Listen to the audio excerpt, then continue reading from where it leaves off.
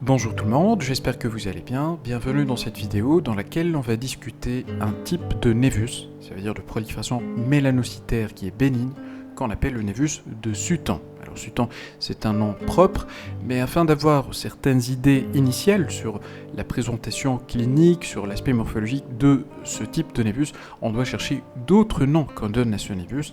Notamment en anglais par exemple, on appelle ça un halo nevus, ce qui veut dire un névus en halo, ce qui reflète parfaitement l'aspect clinique de cette lésion. Parce qu'à l'étape clinique, on aura observé une lésion centrale qui est pigmentée, qui est brune, mais qui est entourée par un halo qui est dépigmenté. Ça veut dire qu'il y a une couleur et une teinte qui est moins foncée par rapport à la peau normale de notre patient. Alors, toujours dans ce sens de périphérie qui est dépigmenté, on a un autre nom qui est latin, un peu plus complexe, et qui comporte des mots qui sont latins, qui sont nevus dépigmentosa centrifugum. Alors, dépigmentosa, c'est dépigmentation. Centrifugum, ça vient de centrifuge, ça veut dire à distance du centre, et donc ça rejoint le caractère dépigmenté quand on est en dehors du centre. Ça veut dire l'halo qui est dépigmenté tout simplement.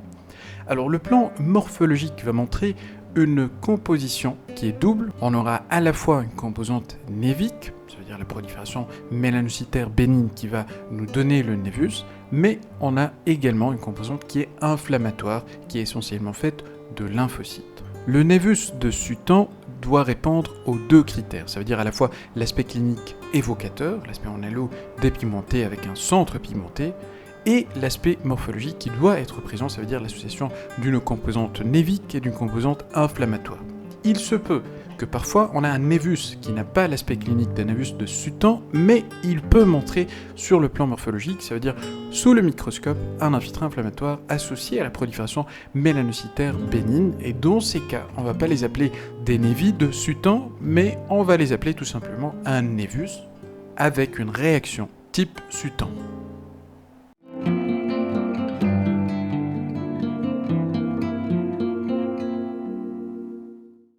Voilà, donc sur cette vidéo, on va voir deux cas, tous les deux qui portent sur un névus de Sutent. On va commencer par ce premier sur lequel on a observé notre prélèvement après coloration HE, et puis on aura le deuxième exemple sur lequel on a utilisé certains marqueurs mélanocytaires. Alors on commence par celui-là, c'était un cas chez un sujet qui est jeune, et d'ailleurs le névus de Sutent ça touche généralement les sujets jeunes, ça veut dire les enfants et les adultes qui sont jeunes. On a fait la biopsie sur cette lésion avec l'aspect morphologique caractéristique, ça veut dire cliniquement il y avait l'halo clair dépigmenté en périphérie avec le centre qui était pigmenté. On avait utilisé la coloration HE et puis on observe notre prélèvement sous microscope. On peut voir notre prélèvement cutané avec l'épiderme qui est en haut. On voit également le derme, un prélèvement qui est assez profond. On voit très bien que ça a emporté plusieurs structures annexielles, notamment ici des glandes sébacées. On a également des glandes sudoripares ainsi que quelques structures folliculaires et quelques structures musculaires lisses correspondant bien sûr à des muscles arrecteurs du poil. Alors, ce qui attire l'attention, déjà, c'est l'infiltrin inflammatoire. C'est la première composante de notre névus de Sutent, et on voit très bien que c'est un infiltrat qui est disposé en une bande au-dessous de l'épiderme, plus précisément au niveau de la partie superficielle du derme. Ça rappelle fortement l'aspect de l'infiltré inflammatoire qu'on trouve sur les lésions de lichen, et c'est pour ça qu'on dit que l'infiltré inflammatoire, il a un pattern lichénoïde. Alors on va passer à un plus fort grossissement maintenant pour voir notre infiltré il comporte quoi comme cellules.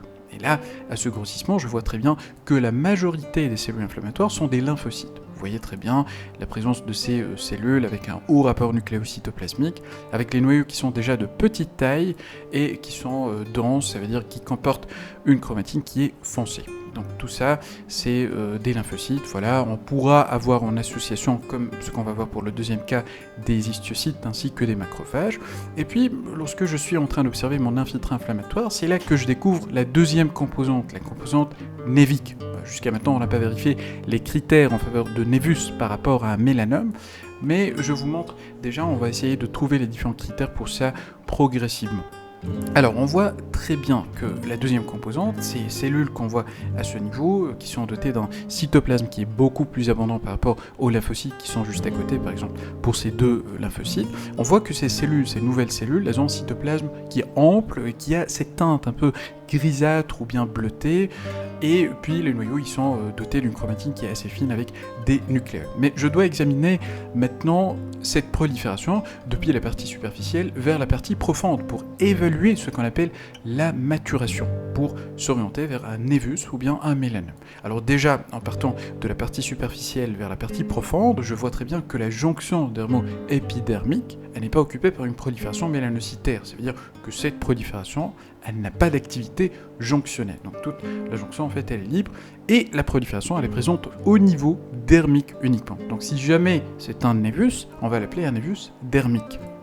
On voit très bien que ce névus, il est fait de nids qui sont relativement de grande taille en superficie par rapport aux nids qu'on trouve en profondeur. Parce que plus on avance, regardez très bien, on a une réduction de la taille des différents nids, et puis on aura plus de tendance à voir des cellules qui vont se faufiler entre les fibres de collagène de façon isolée, comme par exemple cette cellule à ce niveau, cette cellule à ce niveau.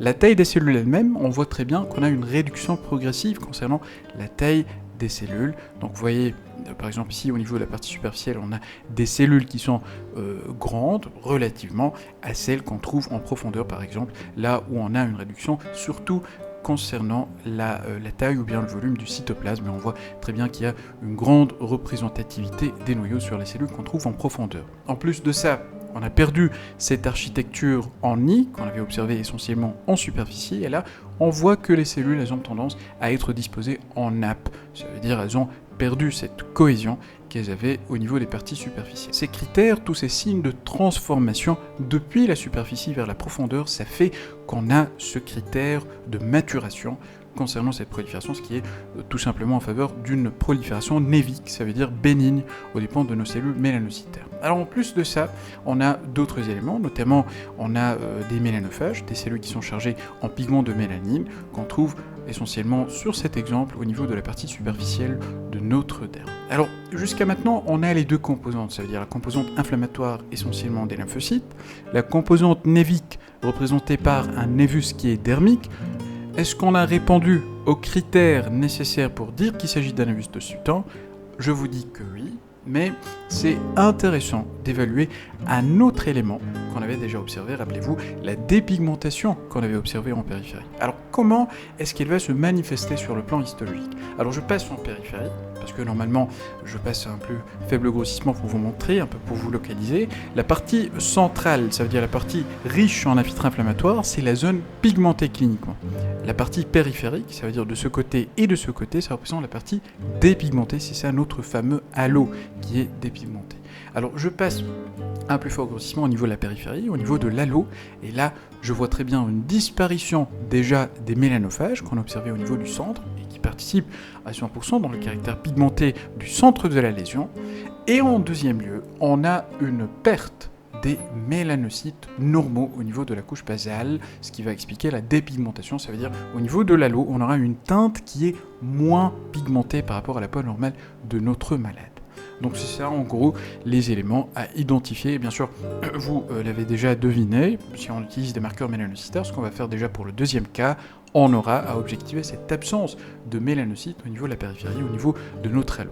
Juste une petite remarque au niveau de ces glandes sébacées, on a un élément au niveau du canal, et ça représente une espèce qui est particulière du démodex, parce que normalement on est habitué à voir ces bestioles au niveau de la partie superficielle de notre peau, ça veut dire au niveau de la partie infundibulaire des follicules, mais ça c'est une espèce à part, c'est ce qu'on appelle le démodex brevis qui reste un peu attaché à la partie superficielle des follicules. Là on voit très bien que ça a pénétré de façon profonde et il est présent à ce niveau, au niveau de la glande sébacée, et cette espèce on l'appelle le démodex folliculorum.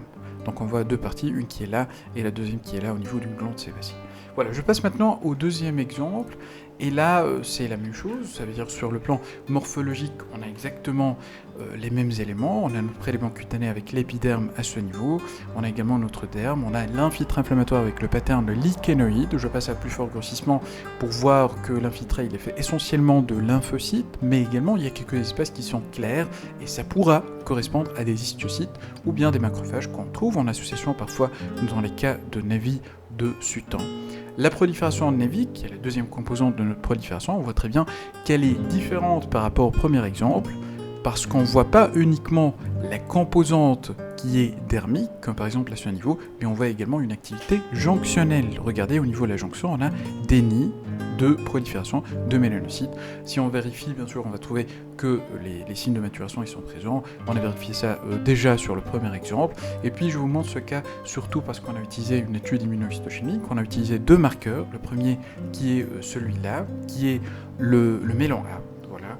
Donc, on voit très bien que en dehors des éléments lymphoïdes, la première composante dont les noyaux, c'est-à-dire les noyaux des lymphocytes, qui sont négatifs parce qu'ils paraissent en bleu, on a un marquage des éléments mélanocytaires. Donc ça confirme déjà qu'on a un névus à double composante, une composante jonctionnée sous forme de nid au niveau de la jonction, et puis on a également une composante, quoique moins représentée, qui est dermique. On a ces nids et on voit très bien cette réduction progressive en matière de taille de nid et de taille de cellules également, qu'on peut voir même à l'étude immunohistochimique. Regardez par exemple, la taille des cellules au niveau des parties profondes, elle est beaucoup plus petite par rapport aux cellules qui sont présentes en superficie, ça veut dire au niveau des parties qui sont à proximité de notre épiderme. Alors tous les noyaux qui sont bleus, ça représente des noyaux de lymphocytes et de cellules, bien sûr, qui sont inflammatoires. Ça rentre dans la composition de la première composante de notre névus de Sutton.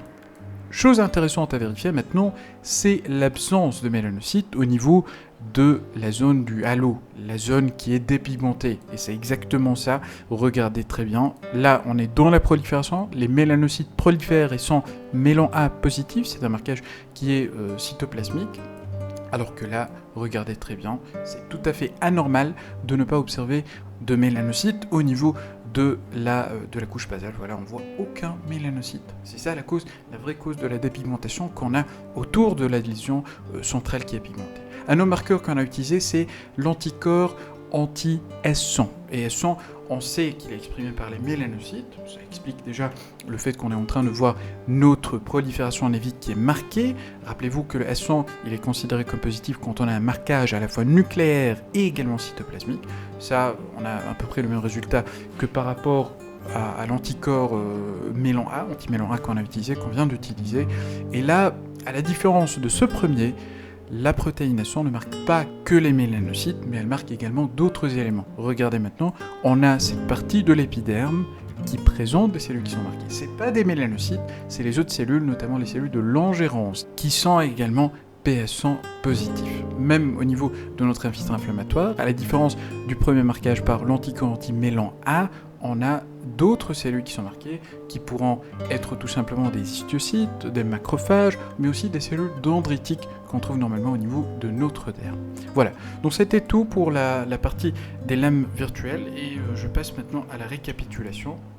Je vous mets bien sûr les liens pour les lames virtuelles qu'on vient d'observer en description, et puis rappelez-vous qu'on a plusieurs noms pour cette entité. On appelle ça Nevus pigmentosa centrifugum. Ce même Nevus, on l'appelle également en anglais Halo nevus, ce qui veut dire en français le Nevus en halo, va exprimer ou bien expliquer qu'on a une zone qui est en fait hyperpigmentée au niveau du centre, mais avec un halo qui est dépigmenté. Ça veut dire la zone qui est autour de la première partie qui est pigmentée. On aura également sur le plan histologique cette réaction inflammatoire assez caractéristique, mais on a vu qu'il y avait parfois des névus qui présentent une réaction inflammatoire qui faisait névus de Sutton sur le plan histologique, mais sans halo sur le plan clinique. Et ces cas ne correspondent pas à des névis de halo, à des névis de Sutton, mais on les appelle tout simplement névis avec réaction ou bien phénomène halo, non considérés bien sûr comme de vrais névis de Sutton. Sur le plan physiopathologique, cette lésion va être le résultat d'une réaction inflammatoire contre les antigènes mélanocytaires. Les lésions cliniquement sont souvent multiples, avec un centre qui est pigmenté, un halo dépigmenté, et toute la lésion peut évoluer vers la dépigmentation. Même après la disparition totale, on pourra avoir une lésion cicatricielle résiduelle qui est dépigmentée. Elle touche essentiellement les patients qui sont jeunes, notamment les enfants et les adultes jeunes, et les sujets âgés. Il est possible également d'observer ce type de névus chez eux, mais avec une crainte de mélanome. Quand il est là, il est observé à distance de la première lésion névique. Sur le plan microscopique, c'est l'association de névus et d'un infiltrant inflammatoire qui est dense. L'infiltrant inflammatoire, il est dermique, souvent avec un pattern lichénoïde, ça veut dire va être disposé en bande au niveau du derme superficiel, et puis il va être fait de lymphocytes, histiocytes ainsi que des macrophages. Cette composante inflammatoire, elle est rarement absente. La deuxième composante, c'est la composante névique, avec tout type de névus qui pourra être observé, mais souvent on a un névus qui est composé, ça veut dire à la fois une composante jonctionnelle et dermique, exactement comme ce qu'on a vu pour le deuxième exemple, et qui va être bien sûr entouré par ce fameux infiltrat inflammatoire. Les nids vont être observés surtout lors de la phase initiale, et puis on aura une tendance à voir une fragmentation et une disparition progressive des nids, et on aura seulement des cellules qui sont isolées. La composante dermique doit montrer des signes de maturation, ce qui va être en faveur d'un névus et pas d'un mélanome. Des atypies peuvent être également observées, mais elles vont être de nature réactionnelle, ça veut dire qu'on aura des atypies qui sont minimes à modérées. Sinon, on allait penser à un mélanome. Les mitoses sont rares et absentes également, et puis là aussi, il faudra faire attention à observer uniquement les mitoses des mélanocytes, à l'inverse bien sûr des autres cellules qu'on va trouver au niveau de l'infiltrat inflammatoire, notamment des cellules fibroblastiques. Parfois, on peut avoir un aspect qui est schizoïde pour les mélanocytes qui sont en prolifération, et puis concernant l'épiderme adjacent, on aura une perte de pigments de mélanine et une perte également de mélanocytes normaux, d'où l'intérêt d'utiliser les marqueurs mélanocytaires comme on a fait pour le mélan A pour démontrer cette absence de cellules au niveau de l'épiderme adjacent. Immunohistochimiquement, on aura utilisé les marqueurs mélanocytaires, à savoir la protéine S100, le mélan A, le SOX10, l'H1B45 ou bien aussi la tyrosinase. Il faudra se rappeler que la protéine S100 elle ne marque pas que les mélanocytes, mais aussi les cellules dendritiques, ce qu'on appelle les cellules de Langerhans, ainsi que les cellules dendritiques dermiques. L'H1B45 aura un intérêt un peu particulier, c'est pour s'assurer de la présence d'une maturation, et ceci va être démontré par la positivité des nids qu'on trouve en superficie et leur négativation progressive plus on avance en profondeur au niveau du derme. La P16 également dans le même sens, si elle est positive c'est en faveur de névus, ça veut dire c'est en faveur de bénignité, si elle va se négativer c'est en faveur d'un mélanome. Et puis on parlait de la vérification des mitoses, mais tout en faisant attention à ce que les mitoses soient dépendants des mélanocytes et non pas des autres cellules faisant partie de la composante inflammatoire. Et ici, on a une astuce, c'est utiliser un double marquage, ça veut dire à la fois sur le même tissu, deux anticorps avec deux chromogènes qui sont différents. Par exemple, on utilise le chromogène rouge pour le mélan A ainsi que le chromogène brun pour le Ki67, et puis on va voir si on a des cellules qui sont marquées à la fois en rouge et en noir, ça veut dire en brun au niveau de leur noyau, ça veut dire que c'est des mélanocytes qui sont Ki67 positifs. Si cette règle ou bien cette condition n'est pas respectée, ça veut dire que les mitoses qu'on va observer, elles ne sont pas aux dépens de cellules mélanocytaires. Et donc on dit que le double marquage, mélan A, Ki67, ça reflète l'activité mitotique des mélanocytes seulement. Alors comme ça, on arrive à la fin de cette vidéo, j'espère que ça a été utile, et on se dit à très bientôt.